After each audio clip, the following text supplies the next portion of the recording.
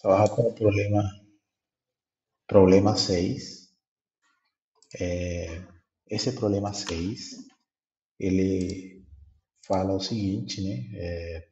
Temos um arranjo pistão-cilindro com batentes, né? Então, as batentes são esses topes que tem aqui, que eles evitam, né, que o nosso pistão ele desça.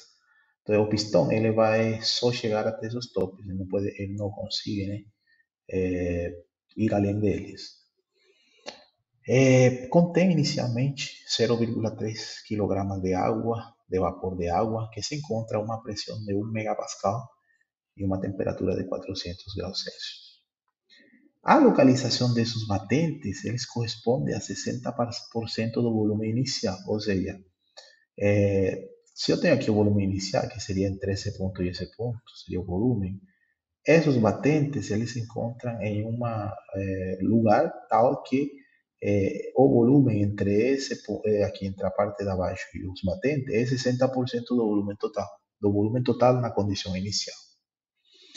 Nessa condição, começa-se a resfriar o vapor, então você está perdendo calor aqui, ó, tem um calor que está saindo, ele está sendo resfriado, e então vamos ter que determinar qual é o trabalho de compressão, qual é esse trabalho para reduzir o volume desse fluido, caso o estado final seja A, uma condição onde a pressão continua sendo 1 megapascal, mas a temperatura agora é 250 graus Celsius, e B, uma condição onde a pressão é reduzida para 500 kPa.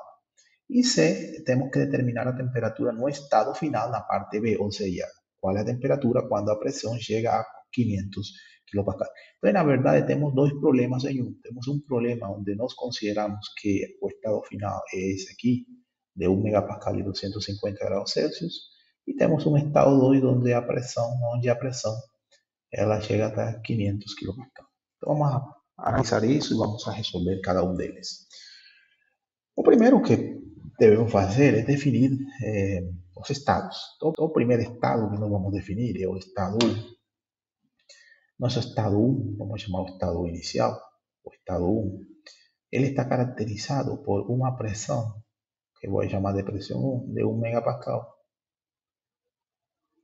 e uma temperatura, também 1, de 400 graus Celsius.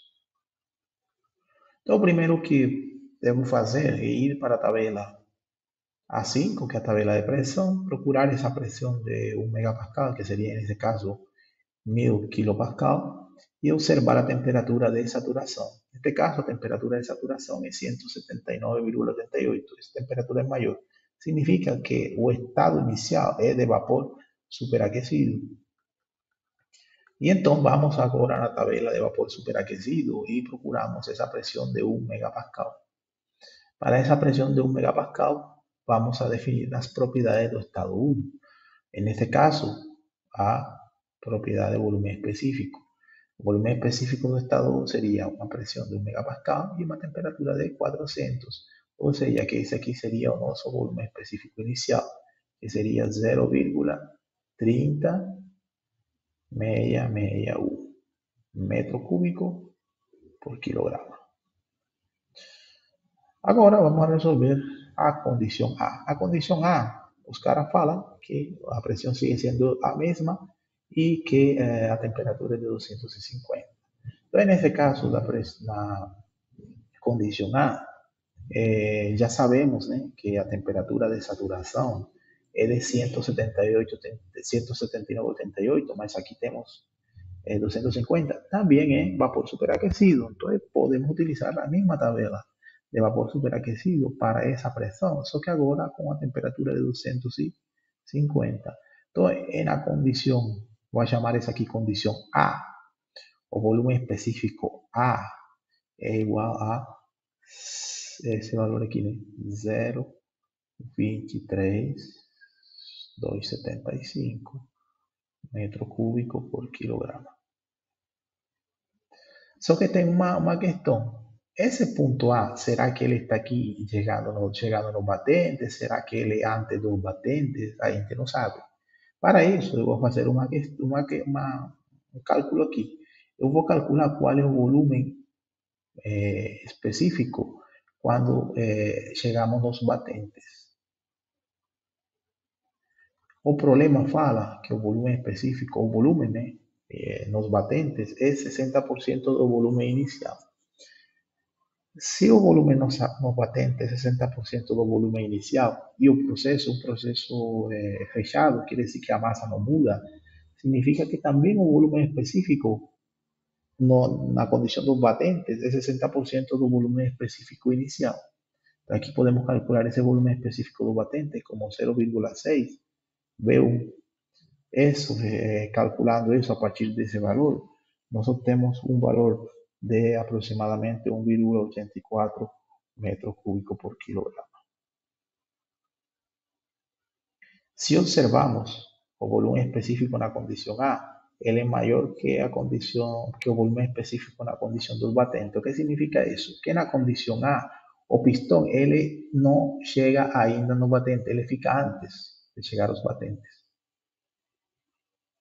O que significa isso? Que então temos um processo a pressão constante e a partir disso obtemos o trabalho. O trabalho não é mais que o valor da integral da pressão, variação do volume, só que como é um processo a pressão constante, a pressão sai da integral entre 1, neste caso A, dB, ou seja, afinal ficaria assim, P igual a VA menos VU. Só que esse aqui é o volume total. Isso pode ser escrito como massa P, volume específico nada menos volume específico em 1. Com isso, substituindo os valores, 0,3 kg, a pressão 1000 kPa, lembre que deve estar em kPa, e a diferença dos volumes específicos, que seria, neste caso, 0,23 desse volume específico daqui, 2,75 menos o volume 1, que seria esse daqui, 0,3061 metros cúbicos, nós obtemos um trabalho de menos, trabalho negativo, 22,158 kilojoules, porque é um trabalho de compressão. O sistema que está consumindo trabalho porque estamos comprimindo essa água até uma condição de volume menor. Agora vamos ver a segunda condição. Na segunda condição, ele fala que a pressão ela cai para 500 kPa, o que fala aqui 500 kPa. Se os batentes não existem, se esses batentes não se encontrarem aqui, ou seja, se você não tem os batentes, o processo ele aconteceria a pressão constante até o final, certo? Só que chega um momento em que o pistão ele vai ficar aqui nos batentes. A partir desse momento que ele fica aqui nos batentes, o processo passa de ser um processo a pressão constante e se transforma em um processo a volume constante. Se é um processo a volume constante, na medida em que nós seguimos resfriando, como o volume não está mudando, como consequência desse resfriamento, o que vai diminuir não é o volume, porque ele ficou fixo, agora que vai diminuir é a temperatura e a pressão. Então temos a pressão diminuindo e, consequentemente, também a temperatura diminuindo nesse caso. Então, a partir desse momento, nós temos um processo que é um processo a volume constante. O que significa isso?